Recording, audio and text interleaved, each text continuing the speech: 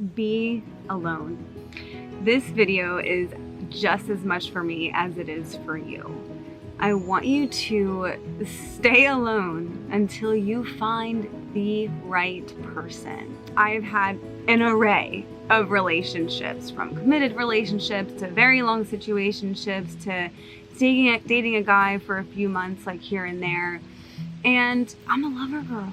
You know what I mean? I swear I have dated to marry since I was 12 years old in my first relationship. I feel very deeply and I give my all when I fall for someone. And the thing is often, I'm sure many of you can relate to this, that has definitely gotten me into some trouble, some heartbreak, some betrayal. But the thing is I don't regret any of it.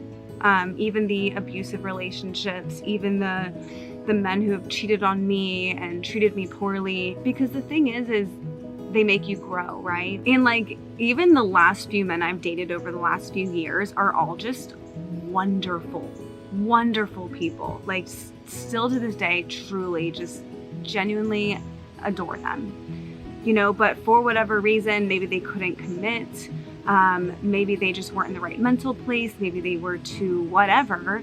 The bottom line was they weren't giving me what I needed. And some of them I held on to for too long, but some of them I figured it out pretty quickly. And the thing is a lot of times when we are single, especially if you're around my age, I'm 30, and pretty much everyone around you is in a committed or happy relationship. A lot of my friends are married, having babies, that kind of thing. It can really hit you like a little harder than when you're like, you know, 20, 21, 22. So I wanted to make this video to give you some of the positives for being single and being alone. So the first thing is, right now it is about 9:30 in the morning on a Saturday. I'm headed to a photo shoot. And I don't have to tell anyone. I don't have to answer to anyone. I don't have to like make sure it's okay with anyone. You know, I've dated men in the past that have had an issue with the fact that I model. Now I used to do it full time, and over the last few years I just kind of do it as like a fun side thing, as like a hobby. But it's something I really enjoy doing. It means a lot to me because it's a very big creative outlet for me, right? So some people paint, some people have music, some people dance, whatever it is. For me, it's modeling. I love putting together little outfits. This is not my outfit for the shoot, although it might work with the theme today. It's just like men in the past have had an issue with me modeling. So today, when I'm getting ready for this, I don't have to think about that. I don't have to worry about that. I don't have to think, oh, am I bothering this person? Oh, is this person gonna be upset with me if I do this? And it's not even just like how it's affecting me, but it's like, I don't wanna hurt other people either. Like, if I'm dating a man where it makes them feel uncomfortable that I model, it's gonna bother me because of that as well. So it's like, I don't have to answer to anyone. You don't have to answer to anyone. You can literally just do whatever you want, whenever you want. Last night, obviously Friday night, all my roommates were out and I had the house to myself. So I did some painting, I ordered like takeout, I watched a movie, like I just did whatever I wanted to do and I don't have to check in with anyone. And I think that's like the biggest pro to being alone. Number two is being single and being alone is way better than being with the wrong person. I'm sure many of you have been in relationships that were very unfulfilling, very toxic, even abusive, like myself. And through my own experiences, through watching my friend's experience, my mom is a divorce attorney, right? So I've seen all these different angles of it. And the bottom line is, when we depend on ourselves to make ourselves happy and fill our cup up, yeah, if you're like me, sometimes you feel like there's something missing. But the bottom line is you're kind of at this like baseline. When you're in a negative or a toxic relationship, you're like down here. Okay, and so you're constantly fighting to get up to this baseline of like neutrality and being like content and okay, not even exceeding to like happiness and joy and peace and all those things. But when you're in a toxic relationship, you're down here. When you're by yourself, you should be around here. So just keep that in mind when like you're looking at all the relationships around you. And the bottom line is like, you don't know what's happening behind closed doors. Like I can look at anyone in my life and be like, yeah, I think they have a really good relationship and truly believe it, but we don't actually know.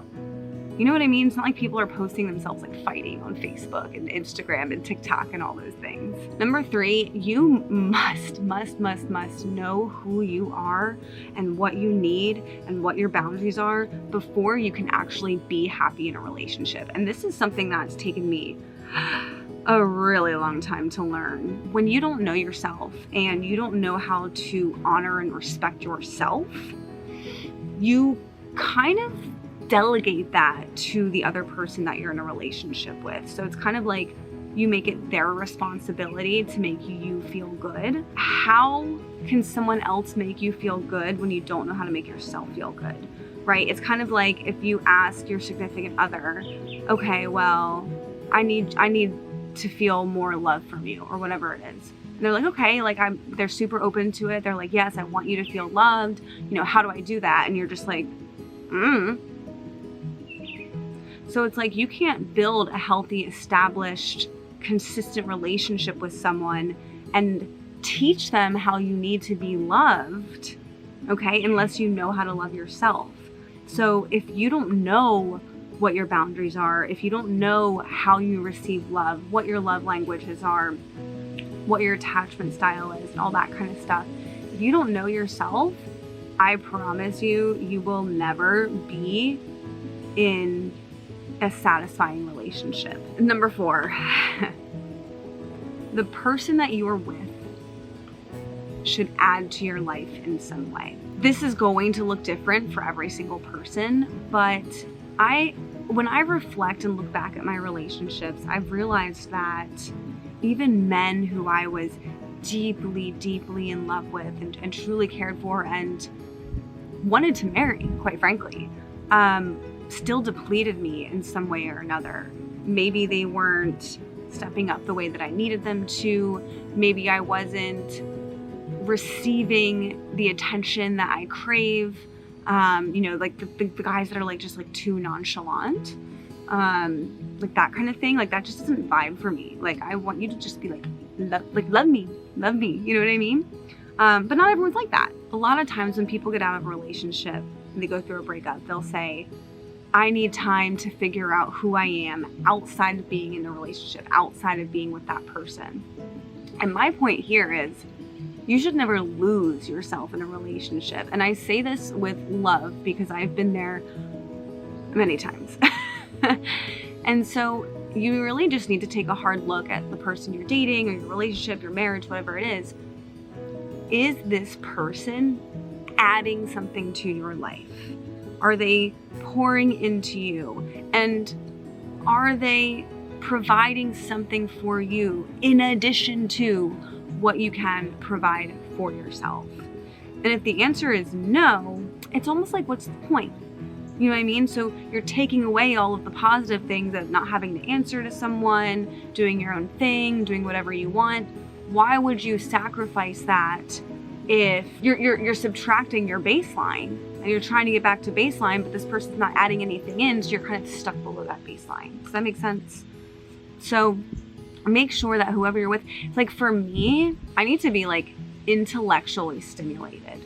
If I don't have someone who I can sit down and talk about just the deepest things, you know, all that kind of stuff, conspiracies, manifestations, all of the really abstract spiritual stuff, if I don't have that, it's just never going to work. Like that's a thing that I crave that someone can add into my life, right? Because a lot of that stuff is just me doing it on my own, which is a big part of that, you know, spiritual journey.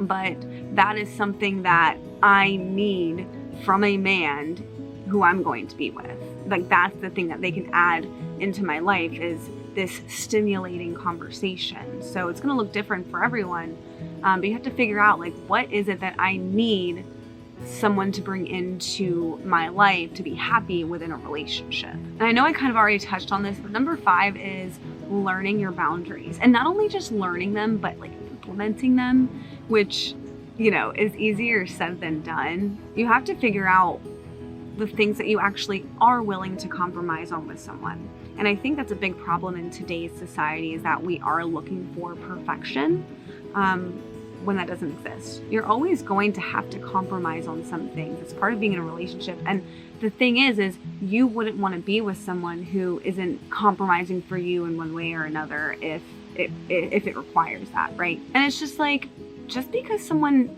isn't giving you what you need doesn't automatically make them a bad person. Kind of like I mentioned in the beginning of this video, where the last few guys I've dated, just genuinely wonderful men, but I wasn't getting what I needed from them. It doesn't make them a bad person. It just means that we're not compatible.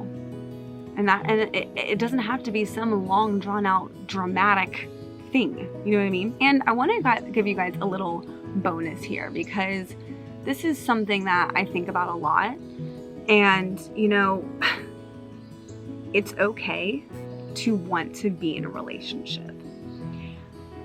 I think, especially through social media, people are like, oh, you should be independent. And obviously, like, look at this video title, right? Like, be alone. And it's almost like people look down on those who are single and crave that love and crave that partnership. And, you know, you shouldn't need anyone, and why are you not happy on your own, and blah, blah, blah, blah.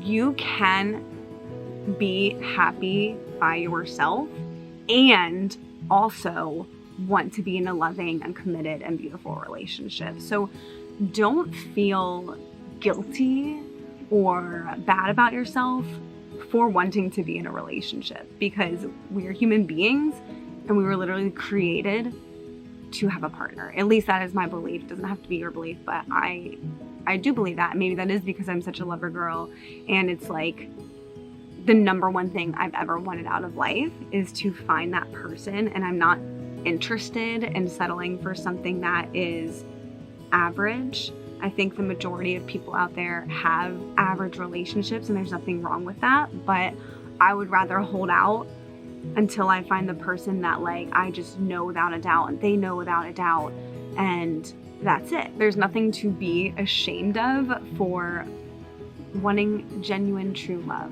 So I hope you guys found value in this video. I love you so much. Don't forget to like and subscribe so we can talk again next week. I love you, and don't forget, be limitlessly yourself.